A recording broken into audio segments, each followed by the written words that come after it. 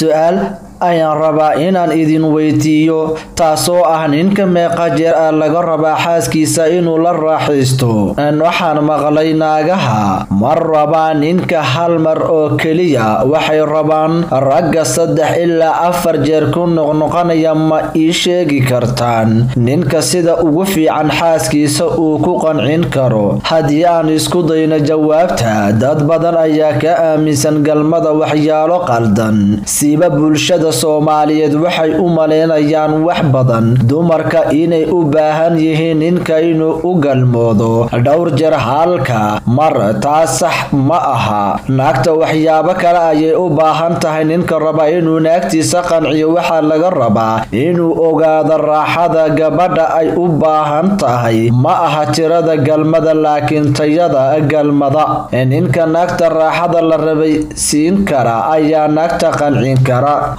raaxada la rabo waa istiinka iyo waqtiga galmada. naagaha ma jecla ninka waqti yar kadib biyaha ka baxayaan ama geedka ka damaya. waxay rabaan in waqti dheer shaqada wadi karo, waliba ilaa ay ka gaaraan biyo baxa. hadafka ugu weyn raaxada dumarka ay rabaan waa ninka inuu gaarsiin karo meesha ay rabaan. ee raaxada gariirka ah waa inay gaarto raaxada ugu dambeysa. taasna kuma xirna tirada galmada ee waxay ku xiran tahay tayada raaxada ay gabadha ka helayso. waa inuu ka horeeyo hadal macaan iyo jacayl buuxa. waxaan ka soo xiganay daruura.com. sidoo kale Dera News ayaa idin soo jeedinaya.